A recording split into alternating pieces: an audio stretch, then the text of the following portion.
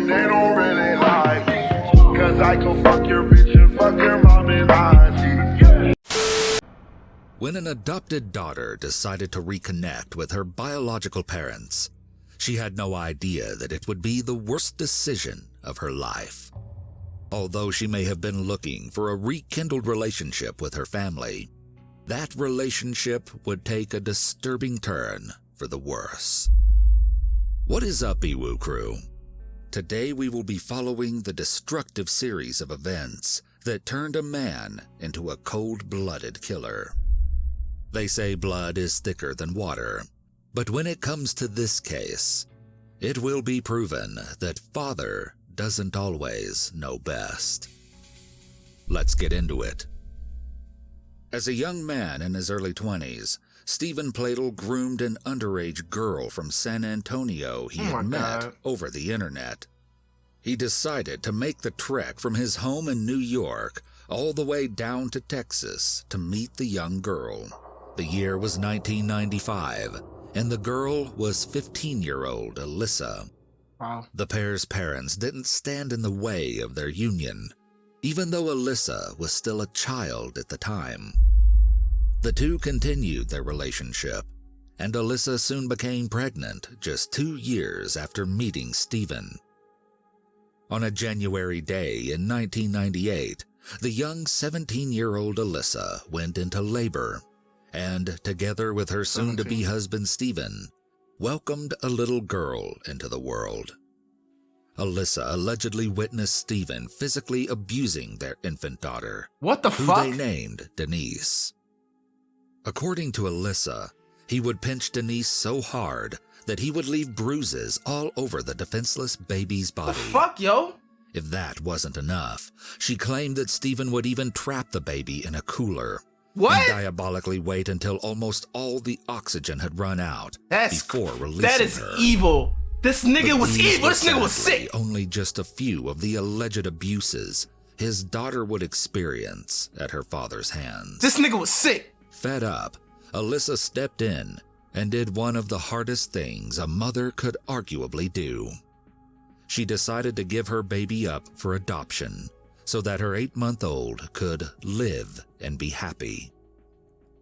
Stephen and Alyssa's daughter Denise was adopted by Anthony and Kelly Fusco, who were described as very kind and open-hearted people. They renamed the baby Katie, and she was sent to live with them in their happy home in Dover, New York. There, Katie would grow up to become an artistic young lady on her way to college. All the while, her birth parents, Stephen and Alyssa Pladel, remained together and had another daughter nearly 10 years after giving up Katie for adoption. Wow. Alyssa felt that they were older now and more mature, and therefore more capable of raising children. Why would you have another child with this nigga after you just seen what he did to the first fucking baby y'all had? Why would you do that again? They had a total of 2 children, both daughters. 2? Oh, 2? While the couple raised their 2 girls, tension between the pair increased. Alyssa said her ill-tempered husband's behavior continued throughout their marriage, saying, "He would destroy things in the home when he was upset, punching holes in the walls." Making matters worse was the claim that Stephen could not hold a steady job for nearly 8 years, leaving the burden of providing for him and their 2 children on Alyssa's shoulders. Stephen's unpredictability caused great concern for his wife. Alyssa would later describe Stephen's true character by saying, "I was always on eggshells. Whatever his mood was, everybody knew, and that mood was often not happy. A lot of yelling, a lot of things smashed in the house, in front of our kids." Joy returned to Stephen and Alyssa when they received a notification on their social media accounts. It was from their firstborn, Katie, who was now 18 years old. She had turned to the internet to help her track down her biological parents and was successful in locating them. After trading messages, Katie changed her plans of studying art in college. Instead, she moved down to Henrico, Virginia, to live with her newly found biological parents and younger sisters.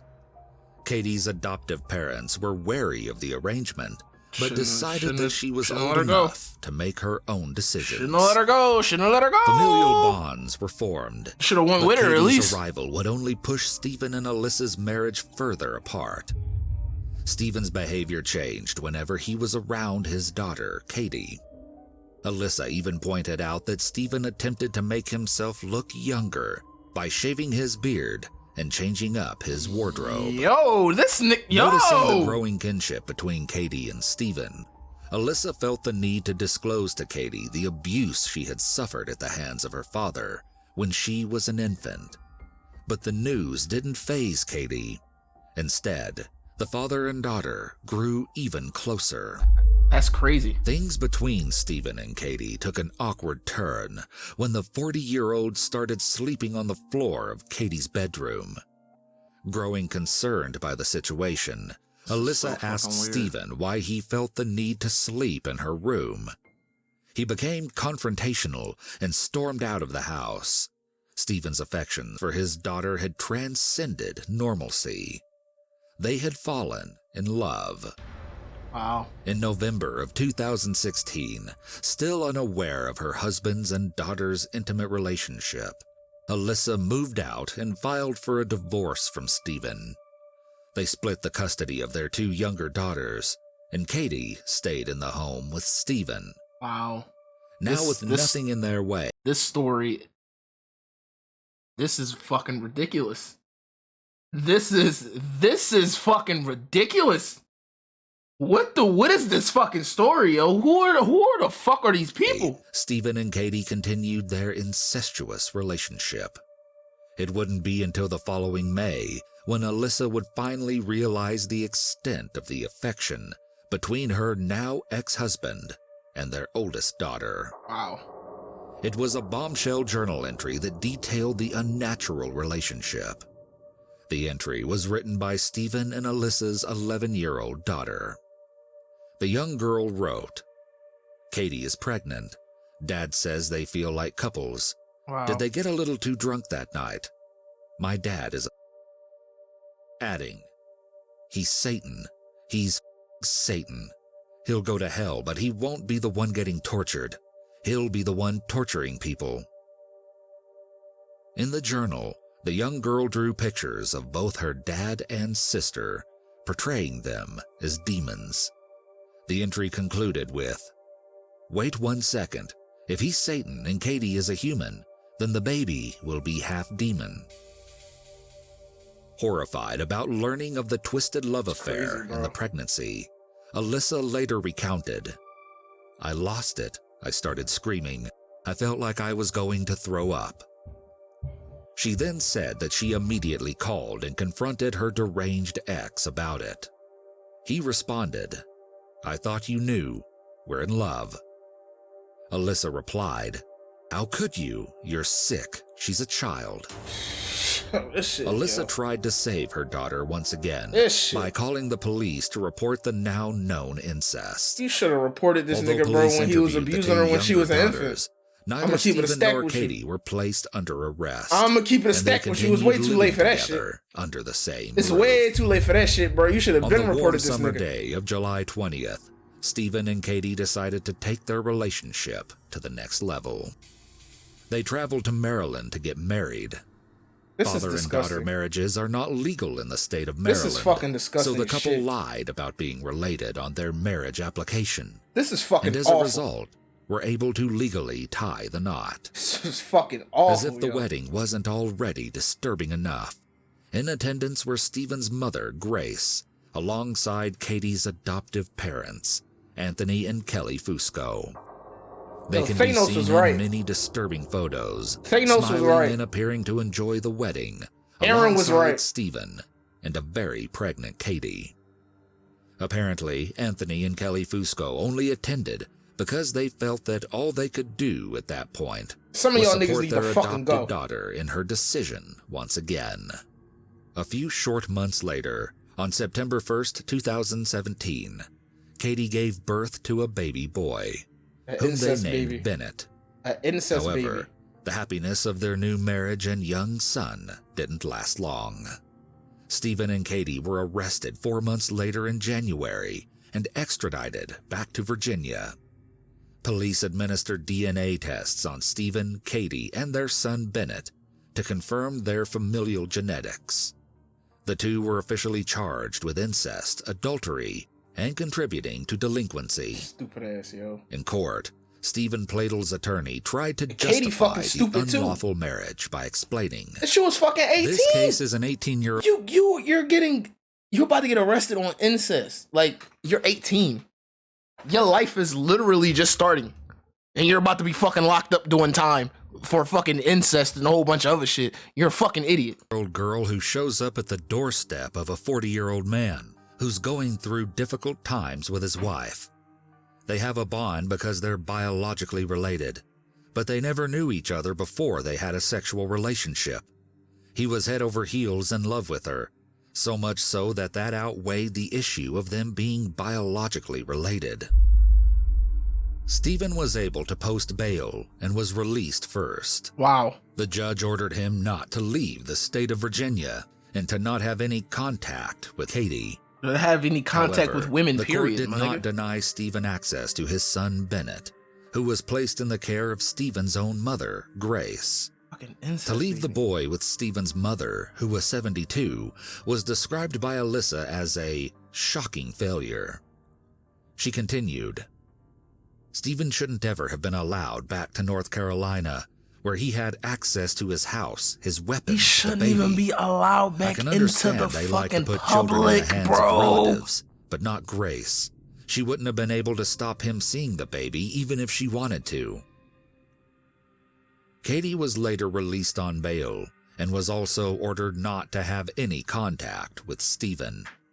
She decided to move back in with her adoptive parents in New York. However, Katie broke the no-contact order and called Stephen and told him that she wanted to Stop. end their relationship. Heartbroken, Stephen did not take the news well.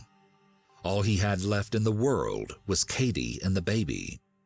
Things then took a devastating turn. Of course it did. On April 11th, 2018, Stephen went to his mother's house to pick up his infant son, Bennett, telling her that he was going to take the baby up to New York to see Katie. His mother didn't try to stop him. She couldn't have imagined that handing over the little boy would be a death sentence for the helpless child. Stephen took the boy to his home in Knightdale, North Carolina, where he strangled him and left his tiny, lifeless my body fucking shuttered God. away in a closet. This was only the beginning of Stephen's murderous rampage. Wow, yo. He left the house and proceeded to drive 600 miles through the night, up to New York, where he had planned to confront Katie. In the early hours the following morning, Stephen arrived at the home of Anthony and Kelly Fusco. He sat and patiently stalked the family from inside his blue minivan. He was familiar with the Fusco's family routine, and he knew they would eventually leave to visit Katie's adoptive grandmother in Connecticut. As expected, Katie and Anthony emerged from their house and pulled out of the driveway in their Toyota pickup truck. Stephen followed closely behind in his minivan. Stephen couldn't hold back his rage any longer, and when the Fusco's truck came to a stop, he pulled up beside them and began firing upon them. With every shot fired, he unloaded his fury onto Katie and Anthony Fusco, killing them both in cold blood. Why would... An off-duty firefighter was there to witness why the did y'all let massacre him and was leave the the one to make jail the in the 911 first place? call to first report the double killings. Why did y'all The let him firefighter leave? described the horrific scene to dispatchers. 911, what's the location of your emergency? Hello, this is Connecticut. It's on Route 7 and Route 55. Someone just went by and shot this guy in the truck. Somebody just shot somebody in a truck on Route 55, sir? Yes, right at the beginning of Route 55 and Route 7. It just happened. I'm a fireman out of New York. The car pulled up, went around him, shot him. Whole clip full into his head. Okay, sir. Is you still with him? We're here at the road. Where? Right at the intersection? Yes, sir, right at the intersection. Okay, sir. He's deceased, boss. The truck's in the middle of the road. He's dead? Yes, sir. Brains are on the road. And he was shot. Did you see the person who shot him? Yeah, we pulled up. There's a whole, yes. Okay, which way did the vehicle go? Headed toward New Melford, down Route 7. Down Route south. 7? Can you describe the vehicle to me? It's a blue minivan with, I believe, a South Carolina plate. Blue minivan, South Carolina plate? Yes, sir. A light blue minivan. Okay, sir, just stay on the line with me. 911 dispatchers soon received another phone call. This time it was Stephen's mother, Grace. In the call, Grace described what Stephen had just confessed to her, telling dispatchers about the dead baby boy and how Stephen had killed Katie and her dad. He killed his wife, he killed her father, and I can't even believe this is happening. He left the baby dead when he left. Stephen's mother cried out to the dispatcher. This is fucking sad as shit. 5 miles from the scene of Katie and Anthony Fusco All this could have been slaying, avoided if they just police kept found this nigga in Stephen's jail. vehicle, but Stephen was in no condition to be arrested. He had shot himself, and his motionless body sat slouched in the driver's seat of the running vehicle. Stephen's ex-wife, Alyssa, eventually looked back on the events and said, This is some fucked up "It's been a events. difficult roller coaster of emotions That, because I I'm so devastated I don't by even the know loss how of is she Katie and even her adoptive dad and baby. continue her life after that. That is such a fucked up series of events which just went down. But it's such a relief that I don't have to look over my shoulder anymore to see if Steve is there." Jesus Christ. I've been counting racks ever since 3, 2, stacking them rackies up. Stand up, 3,